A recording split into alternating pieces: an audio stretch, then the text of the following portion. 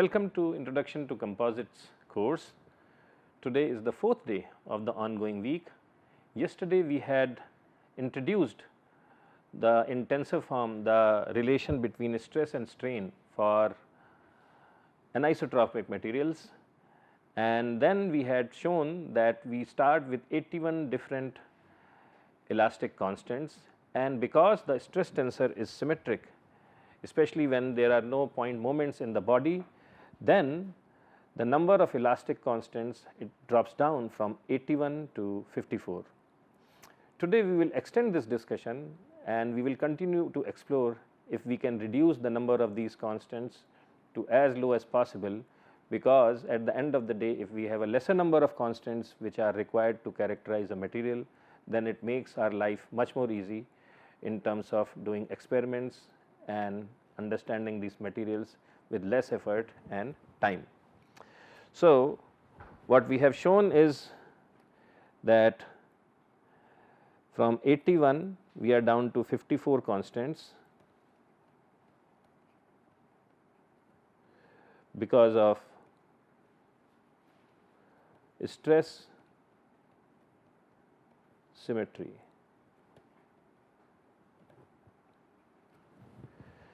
Next, look at the strain tensor. So, epsilon K L. Okay. For shear strains,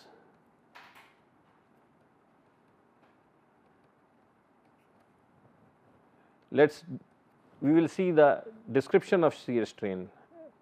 So, epsilon 1 2 is defined if all these are linear strains, and these definitions you have already seen in your earlier textbooks, is half of del u1 over del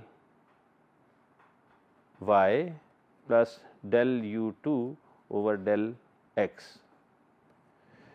Okay. In your engineering books this half may not be there, because we are talking about in earlier books, because there we may be talking about engineering strains, but shear strain is half of that. And epsilon 2 1 is half of del u2 over del x plus del u1 over del y. So, the mathematics, so this comes from geometry. So, these conclusions are from geometry.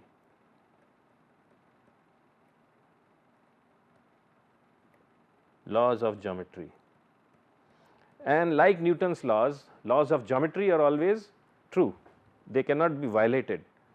So, if these strains are linear in nature, then epsilon 1 2 is always equal to, identically equal to epsilon 2 1 in all cases. Similarly, epsilon 1 3 equals epsilon 3 1 and epsilon 2 3 equals epsilon 3 2, which means that we do not have 9 independent strains, but we have only 6 independent strains. So, we can also say that sigma I j is equal to E I j k L epsilon k L, and this is also same as E I j k L epsilon L k, because epsilon k L and epsilon L k are same. Okay. And if that is the case, then from this I have to say that is equal to E I j k L, I am sorry, is equal to E I j L k. Otherwise, this relation would not hold. Okay. So, these, which means that these now get 6 different combinations, not 9. Okay. And in our original discussion, because of stress symmetry, these have 6 different possible configurations. Because of strain symmetry, these guys have 6 combinations. So, number of constants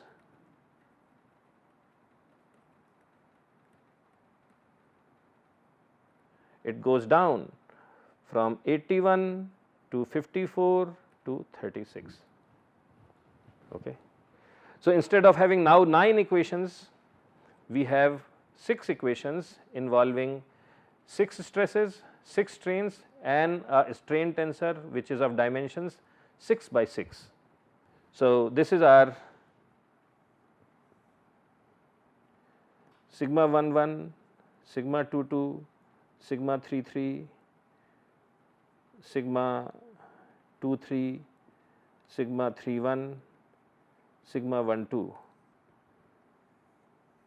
These are the 6 stresses and they relate to, they are connected to the stress tensor matrix epsilon 11 and the strains epsilon 22, epsilon 33, epsilon 23, epsilon 31 and epsilon 12. 6 strains and the terms are something like this: E11 to 1111, E1122, E1133, E1123, E1131, E1112, and likewise we populate this entire matrix. Okay. And these are 36 constants. Next, what we will do is we will see what other simplifications we can make. So, here we talk about strain energy considerations. We look at strain energy, and I will not go into very rigorous mathematical proof, but I will give you an idea what we are trying to do. And we will again start by understanding the basic thought process using the example of a isotropic material. So, if I have an isotropic material,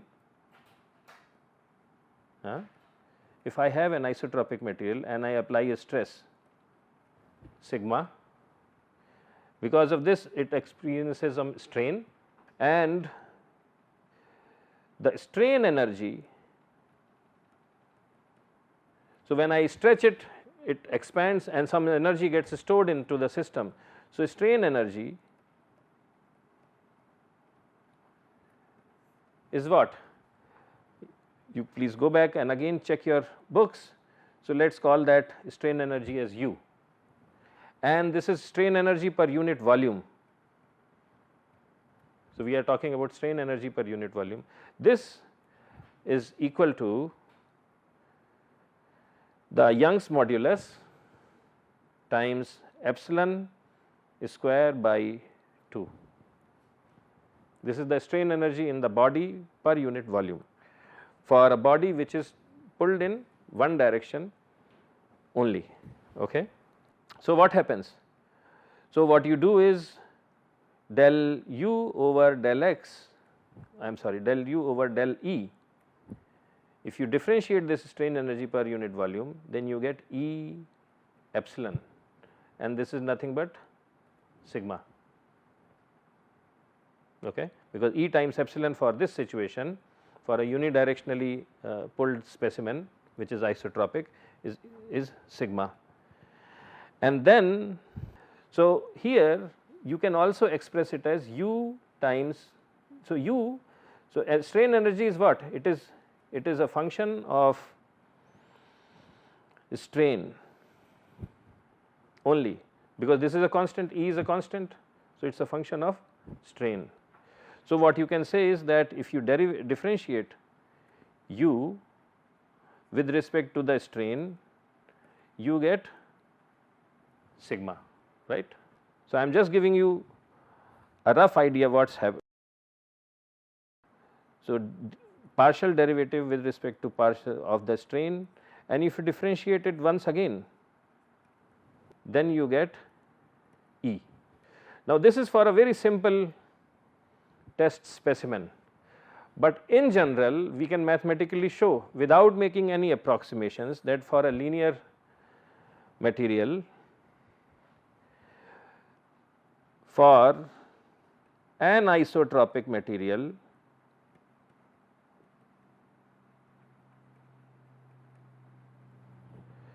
we can show that partial of u with respect of partial of epsilon ij, this gives us sigma ij.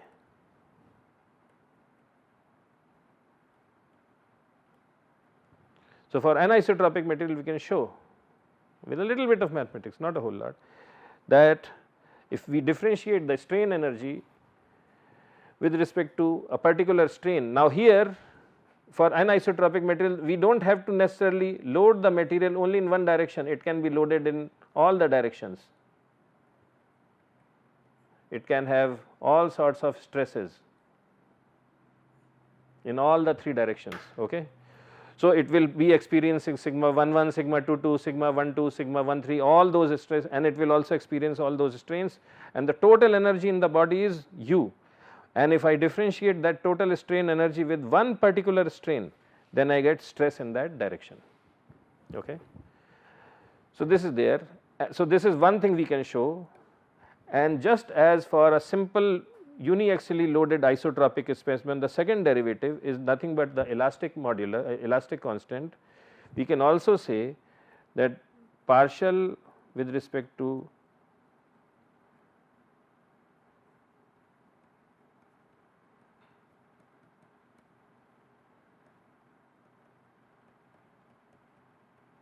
Eijkl. So, this is the second thing. Okay. So, this is the second equation. Now, what I can do is in the second equation I have first differentiated with respect to Eij, epsilon ij, and then I have again differentiated it with respect to some different strain epsilon kl, but I can reverse the order of this differentiation. So, I can also say that partial of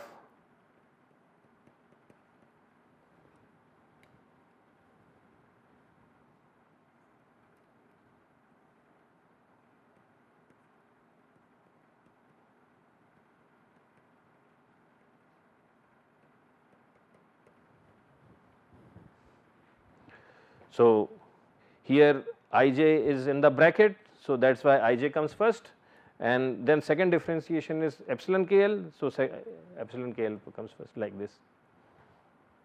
Okay. So, this is third equation.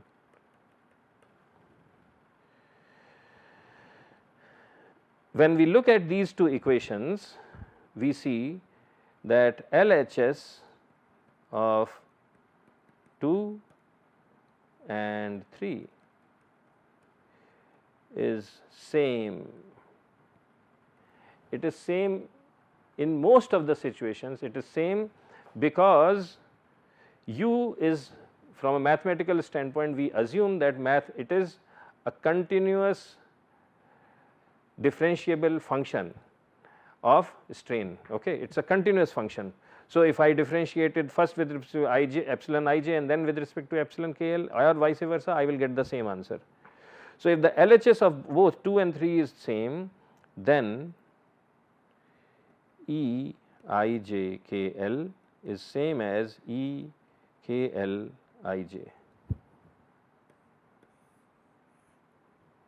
Eijkl is same as Eklij. So, what does that mean? So, just give me a moment, I will open up a slide and explain to you what that means specifically. So, what we have shown mathematically is that Eijkl equals Eklij. So, this is the general equation, stress strain equations. This is a 6 by 6 matrix, 6 strains, 6 stresses, and these are 36 independent constants. But if Ijkl is equal to Klij, what does that mean? Here Kl is 2 2 and Ij is 1 1, right? Ij is 1 1. Here Ij is 2 2 and KL is 1 1, which means, and if this equality holds, then this term is same as this term. Similarly, this term is same as this term. Similarly, this term is same as this term. Similarly, this term is same as this term, and so on and so forth. So, basically what that means is that E matrix, the matrix for E, is symmetric. It is symmetric. So, what does that mean? So, the total number of constants which are unique now, earlier it was 36, but now it will be 6 from here, right. So, what will be the unique terms? These are the 6 terms from here. The first term is repeated, so 5 terms from here, then these 2 terms are repeated, so 4 terms from here, then 3 terms from here, then 2 terms from here and 1 term from here. Okay.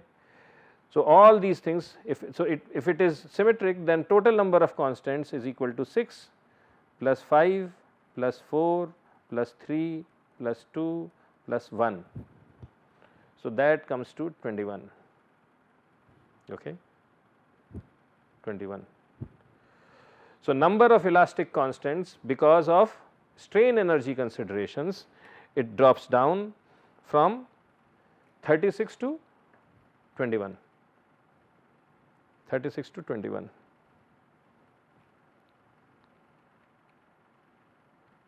So, this is what we have said. Because of strain energy considerations, we have shown that the elasticity tensor is symmetric, that is Eijkl is equal to Eklij, and because of this, the number of independent elastic constants for anisotropic material with no material symmetry, it comes down to 21. So, what have we accomplished? So, initially we started with 81 constants, then because of stress symmetry,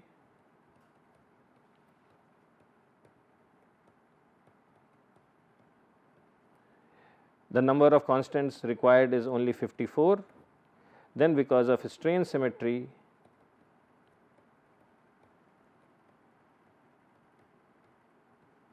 the number of constants required is only 36, and then because of strain energy,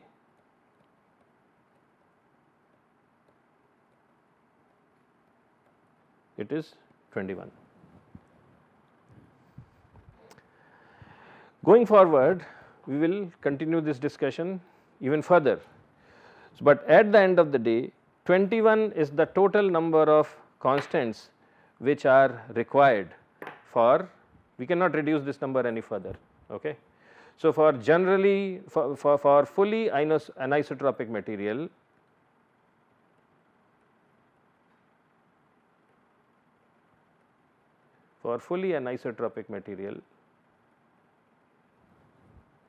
okay. For fully anisotropic material, we can say that we need 21 material properties, independent material properties, 21 independent properties. But luckily, most of the times the type of composites which we use, they are not fully anisotropic, they have some further planes of symmetry. So, this number for special cases, this number will go down further. So, tomorrow we will discuss those special cases. So, thank you, and we will continue this discussion tomorrow as well. Thank you.